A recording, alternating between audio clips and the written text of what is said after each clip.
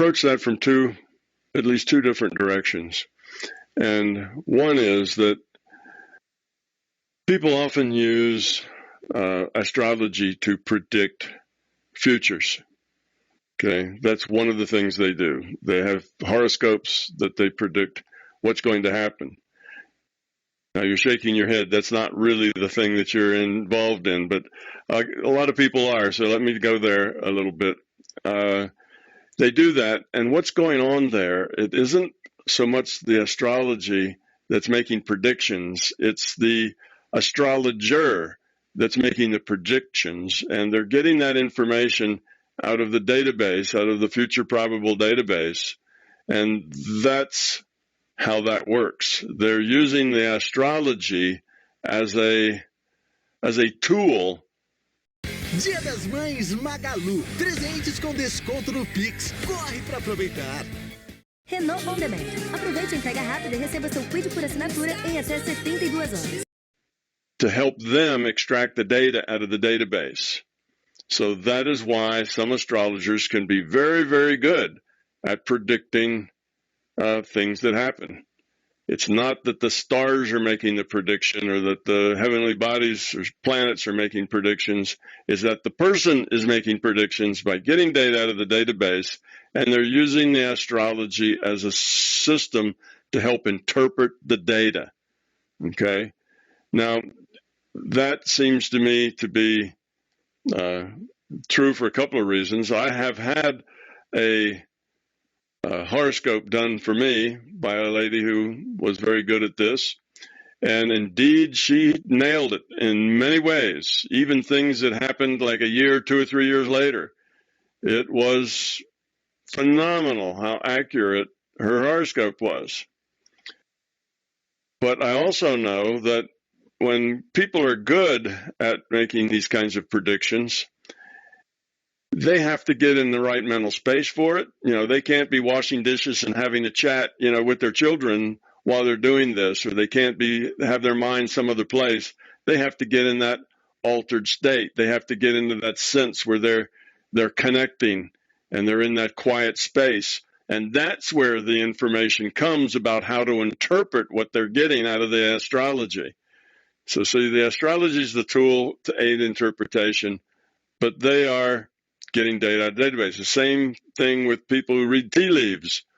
I've had a tea leaf reading, not for me, but for somebody I know real well, that also said a lot of things that over years came true very, very precisely. It was a very good reading. Again, the tea leaves and the patterns that they make becomes a tool for interpreting the data they're getting out of the database. So there's lots of prognostication is done that way.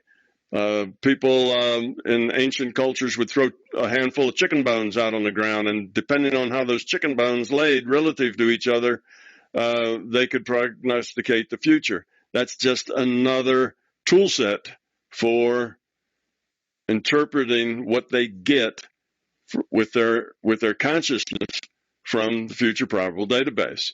So in that sense, yes, astrology can do that, but it's not really astrology that's doing it. It's the astrologer that's doing it. And the astrology is just like the chicken bones and just like the tea leaves. It's a way they can get by. So that's the way many people look at astrology. They look at it as, predictive into the future with horoscopes and things.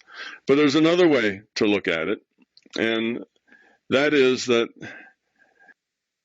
think of the problem that the LCS has when it was making these IUOCs, right? It decided it needed to create some other chunks of consciousness with free will that would interact with it and with each other. Well, how's it going to do that? Is it going to just, make one up and then once it has one made, is it going to do a copy and make 1,000 copies? And now has 1,000 that are exactly alike. Well, 1,000 twins, right down to the last detail. That's very limiting. Things get interesting. There's a lot more possibilities if you have, shall we say, it's the word I'm looking for. If you have lots of different things going on. Differences are important. The differences between people are important. If we're all the same, we just kind of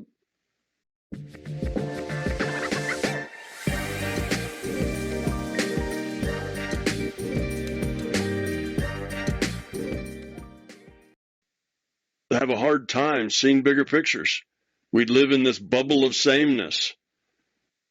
So differences are very valuable. So the system would need to make some IUOCs, but make them differently. And how could it do that? I guess it could just randomly, run random numbers on all the variables and do that, but then that's not really, a very good way to work the problem either. Because then you'll come out with different things and such variances that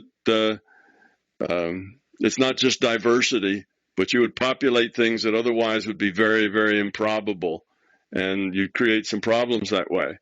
So one of the ways they could have done it, since they were doing this, maybe with where they had the virtual reality, if they have the virtual reality trainer, okay, and they're needing some more IUOCs because those people keep having more and more babies, so they need more and more IUOCs to log on for the seats that are in that trainer. And they may start thinking, well, what's some way that relates to this physical universe that would enable the system to produce the variation in the IUOCs that would give it the most growth? Well, it might pick, some number of fundamentally different personality types, like, maybe 12, or there's 12 in the zodiac, or if you're thinking of what's the thing we'd call, I'll get back to that. If you're thinking some other method where they break it into, like 16 parts, it doesn't matter. You have 8, you have 12, you have 16. If you had some group and then you could make variations on that, well, that might be a really nice system. And you could cue that to, say, birth dates or birth times and places. And that means that every individual would be different, because no individual is going to be born at exactly the same place at exactly the same time.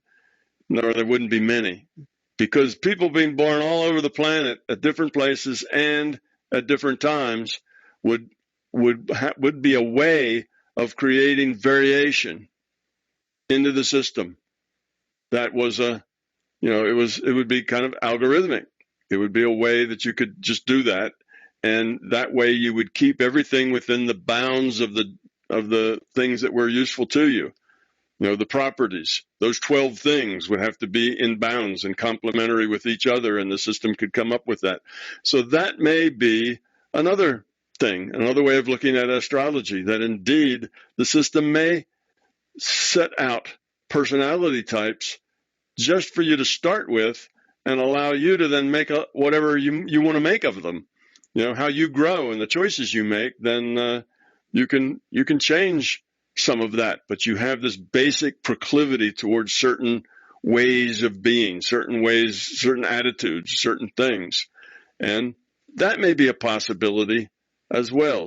The one I was thinking of and couldn't come up with the name was Myers-Briggs. Myers-Briggs has like a 4x4 matrix, 16 different ways, and it's a similar kind of thing. Well, the system could use both of those, and it would get even more variation. So it may use several systems like that, ways you can slice and dice personality and other individual attributes, just so you seed the population with a lot of diversity that interacts with each other, that creates a lot more possibilities. So that's another way that Para alugar, assinar, comprar, cuidar. Para chegar lá, localiza. That astrology might have its roots in reality, might have its roots in the system, and have to do with birth times and birth places. Okay, so these are also possibilities. Now, I just offer these up as possibilities. I'm not saying this is the way it works, But there are possibilities here for connecting astrology, or you call zodiac science, with the bigger picture. Because indeed, there does seem to be some fundamental truth to some of, what we get out of the, from astrology and from Myers-Briggs and all of those things that divide 7.5 billion people up into 12 or 16 different categories. It seems to work pretty well. We seem to be able to be divided up into a small number of categories that pretty well, gets everybody right. There's some people that probably say, no, I don't belong to any of those. None of those Myers-Briggs things applies to me, or none of those zodiac things applies to me. There may be some that fall through the cracks, but most people can find themselves in a Myers-Briggs or find themselves in a zodiac and say, yep, that sounds like me, all right. That's the way I approach life. That's the way I see things. So humans seem to be able to be divided up into a small number of types, and how all these types mix produces the diversity that we need to create the challenges that we need for growth. So those are some ideas. Now, I have recently done a little correspondence with a person who says that they have a bigger picture of what maybe you're calling zodiac science, and they see it as a bigger, more fundamental thing than the stuff I've just said. And I have yet to gotten them to tell me about that. So I also am open-minded that there may be other aspects of what you're calling zodiac science that I just don't know about, but I'm interested and I'd like to learn. So this fellow who knows that, he is, I'm asking him, and he'll get around to, it's these long emails we have, so they only happen about once a month or so. But I'm looking to learn more from his perspective. He's someone I respect, and he has a good mind, and he understands big pictures. And if he says he sees another aspect to it, well, I'm interested. I'd like to learn that other aspect. So I also realize that I don't know everything about everything, that there's a lot of things I have yet to learn. And maybe you know more than I do about zodiac science. But the two things that I mentioned, the prognostication, that's just astrologers getting data out of the database, just like the tea leaf readers and the chicken bone readers and the tarot card readers. They all basically use these systems as a way to help structure their, what the information that they get. And that there may indeed be a connection between people being able to be broken up into a small number of personality and attitude categories, because that seems to work.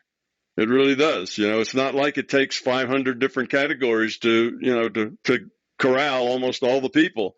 It only takes 12 or 16 or some smaller number of those categories, and we pretty well can describe everybody's personality. Well, how did that happen? Why are there only 16 or 12 or 8 or something else like that? Why are there only that many? Maybe. Or why is that enough? Well, there must be some reason for that. It isn't just that those are all the possibilities. There's lots of other possibilities. So my guess is there's probably some constraints on how the system produces IUOCs that wants to make sure that we have a balanced diversity, that we don't have, 90% are all one type, but it's going to be balanced, and it has some way of doing that. Some set of algorithms that may have to do with birth times and birthplaces, or with, other things. Some ways that it would just separate those out. So those are also possibilities. So that's kind of all I know about it. If you're wondering, have I